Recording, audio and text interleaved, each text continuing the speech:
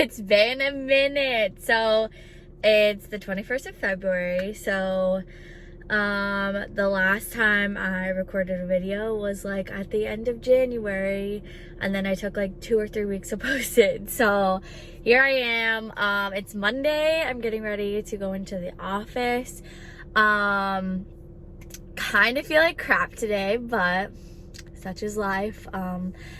So today I'm going to the office. I'm gonna make some calls. I need to like tweak my schedule a little bit, my like Google Calendar, and then I need to go to the post office. I need to go to Target and buy a card, and then yeah, I'm gonna go get coffee around like 1 o'clock, and then come home, and I have a call at 3:30, and then I'm gonna do some other stuff on Canva for like marketing stuff. So yeah, I'm gonna show you my drive to work because it's my favorite thing. If I take that way, there's like 4 different ways I take depending on traffic. So yeah, I'm gonna show you like the road next to the beach, and then yeah. So as I said before in my last video, I used to live in upstate New York not too long ago. So they just got hit with a snowstorm, and then back home where my family and friends live, they had like some snow a couple weeks ago, and I do not do good in cold weather. Like, I just don't thrive in it. I am miserable the whole time. So I'm so thankful for sunshine and my 50-degree weather in the morning. I can manage.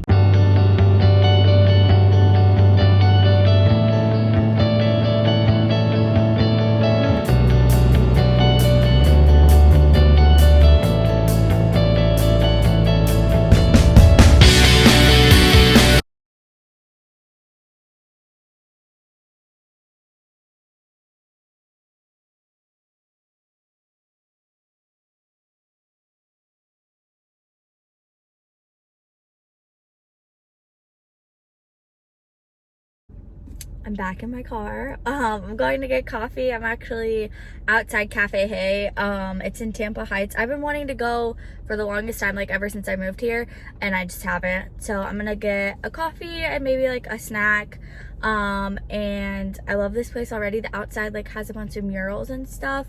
I'm like parked right in front of one. I'll like show in a minute. But yeah, I love like all the art in Tampa. That's like one of my favorite things. So yeah, I'm just gonna go in here, grab coffee and a snack, and then probably I'll sit outside because it's nice out, and then go back to the office and do some work before I head home for the day. So let's go.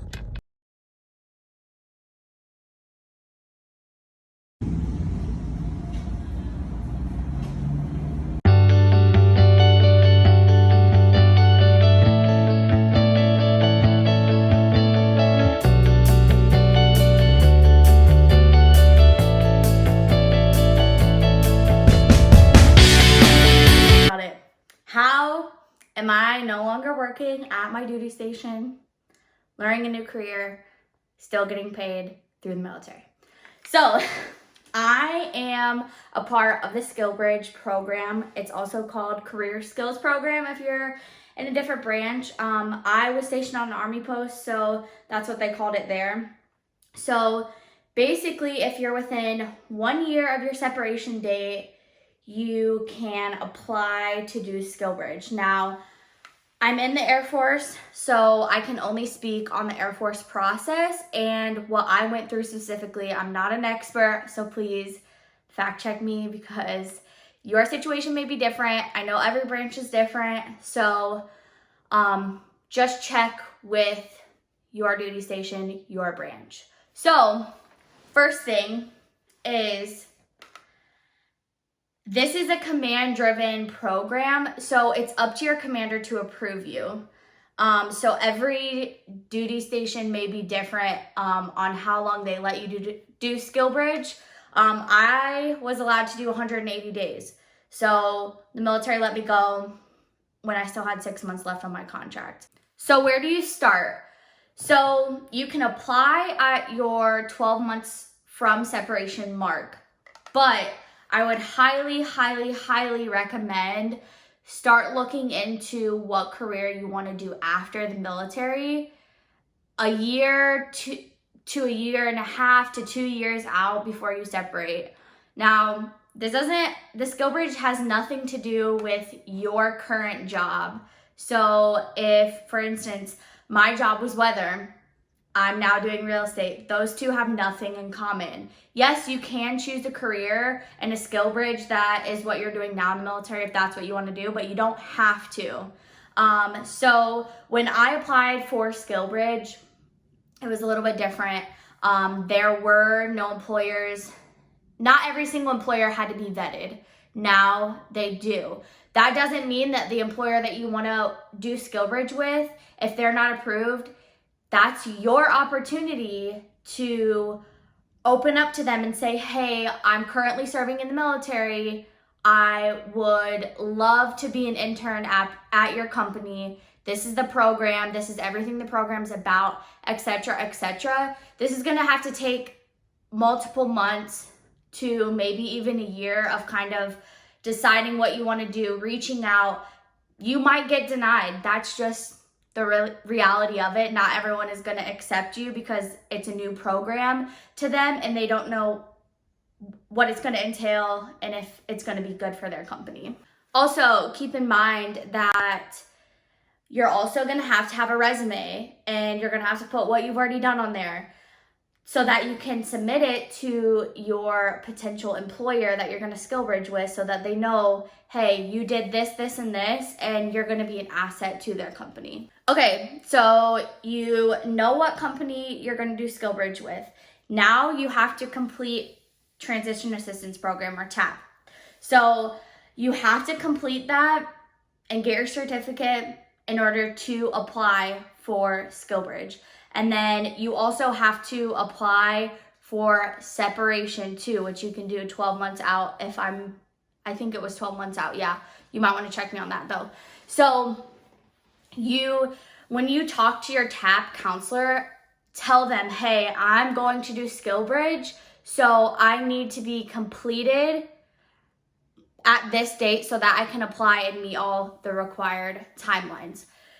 Also, when you apply for TAP, that's a good time to tell your commander, hey, I want to do Skillbridge. That's my intent moving forward, so that they are in the loop. Don't blindside your commander and be like, oh, by the way, I want to do Skillbridge, and you're a month out from wanting to do your Skillbridge. That's not going to fly. That's not going to work. Just be open with them. And if they're apprehensive about it, that's your chance to tell them like, hey, this is a great opportunity. This is why I think it's a beneficial program, etc. If they don't have the manning for it, then it's kind of hard to persuade them, but just try to go at it in the most respectful way possible. I don't know anyone that's been denied, but I've heard stories of people getting denied, which is super frustrating because you are trying to set yourself up for success in the future. But as you know, in the military, not everything goes your way. But if you are trying to do Skillbridge, I hope it works out for you because it's an amazing program, and I want everyone that wants to do it to be approved because it's seriously amazing. And sometimes I'm like, I can't believe that the military actually let me do this. Your next step after you've completed TAP is to submit everything into AFVEC, or Virtual Education Center. So you're going to submit your TAP certificate. You're going to need your separation orders, which is why you have to apply to separate through VMPF prior to, so that you have those orders. And also you're going to need your employer to complete all the Skillbridge documents, which is also in Virtual Education Center, and you're going to submit all of that. So once you submit that, it's going to go to the education center, your education center. They're going to approve it or deny it. So if they deny it, it's because you're missing something. So if they send it back to you, they're going to say, hey, you forgot this, or this doesn't have the signature, or these dates don't match up. And they're going to tell you how to correct it. So you're going to resubmit it, and then once it gets approved through Education Center, it goes to your supervisor. So tell your supervisor before you submit, hey, this is my intention, watch out for the application.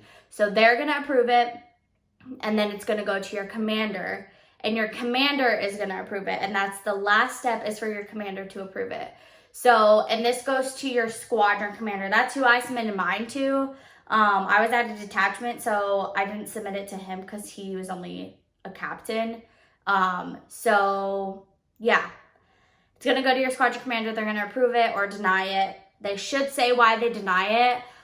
If it's for admin reasons, like, hey, these dates don't match up, or I'm confused, I suggest you to try to make an appointment to talk to them about it as to why you didn't get approved, and if it's anything that you can do to change and hopefully get it approved. Well, everything through Education Center is good to go. You're approved for your Skillbridge. So now you need to start out processing prior to your separation date, 6 months, because you're probably going to be starting, depending on how long you chose your Skillbridge for, you're going to be starting your Skillbridge 6 months prior to your separation date. So you're going to need to schedule like your household goods shipment, your final out through your MPF. And when you're doing all of these things, you have to tell them, hey, I'm doing Skillbridge, because if you tell them like, hey, I need out process, they're gonna be like, cool, when's your separation date? You're gonna tell them, because your separation date is not the day you start Skillbridge. Your separation date is the day you separate the military, but you need to tell them, I'm starting Skillbridge on April 1st, whatever, what have you. So you can tell them, hey, I'm leaving base, I need to be out processed. I will say one downfall of Skillbridge is your BAH does not change from your duty station. So like, for instance, my BAH at Fort Drum in upstate New York is different than what Tampa's BAH is. Tampa's is more. So when you are deciding where to do your Skillbridge, if you're not going back home, if you're going like to a new place, you're relocating, and you don't have like friends or family you could stay with, you need to consider that into your budgeting. Also, another thing that you need to consider in your budgeting is that the military is not going to pay to move your stuff right away. So they're going to pay for you to move your stuff. Like, they're going to move your stuff for you, but they're going to do it on your date of separation, not your Skillbridge date. So if you want to go ahead and move forward and move all your stuff to your next place, go for it, but you're going to pay for it out of pocket. Now, you can move out of wherever you're living right now and put your stuff into storage. That's cool. And then schedule household goods to come to your storage unit on your date of separation and move your stuff to wherever you're going. Now, how to calculate where they're going to move your stuff, like how much they're going to pay for. So take your place you're living at now and the distance between that and your home of record or the place you enlisted at. I would do whichever's further if you're moving pretty far away. So like, my home of record was Indiana, Huntington specifically, sorry. And where I enlisted at was not that far away, so it was the same.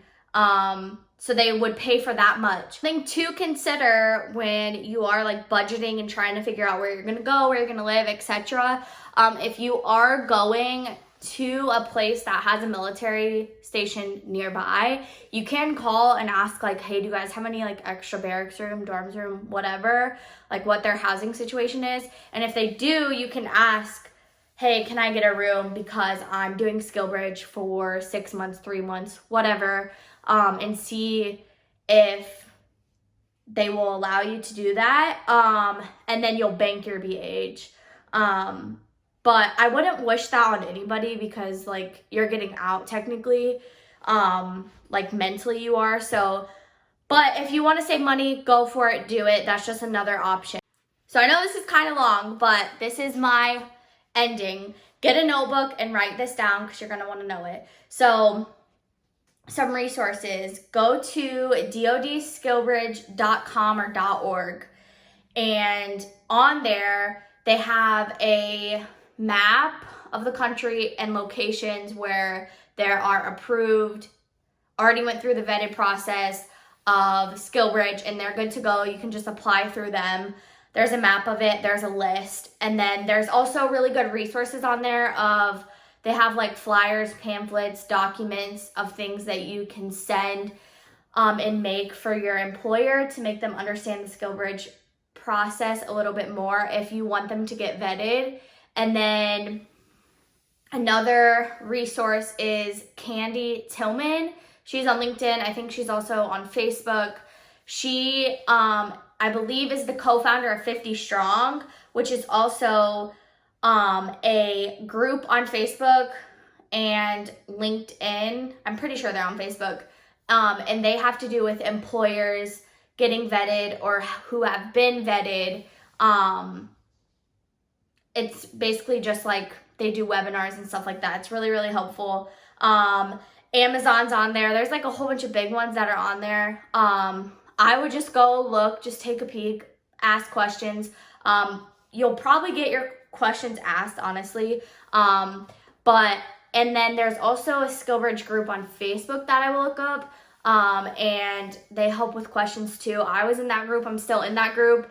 And you can just go in there and any questions that have already been asked, you can just search and find the answer to. So I hope this is helpful. I know it was a lot, but good luck on your endeavors. I really hope that if Skillbridge is something you want to do, that you look farther into it. I will say, once you let everyone in your unit know, hey, like, I'm separating, there's not going to be many people who want to help you. So this is going to be driven by yourself. You have to want to care about your future so much and not rely on anyone else. No one's going to help you look for employers. No one is going to do it for you. You have to do it for yourself. But if that's something you're willing to do, I wish you the best of luck. And I hope your Skillbridge gets approved. I hope you learned something, and I hope that I could be of some help. So comment if you have any questions, if you need like further help or you just want to know some more stuff. I'm totally open to helping you out. Yeah, and I'll see you on the next one. Bye-bye.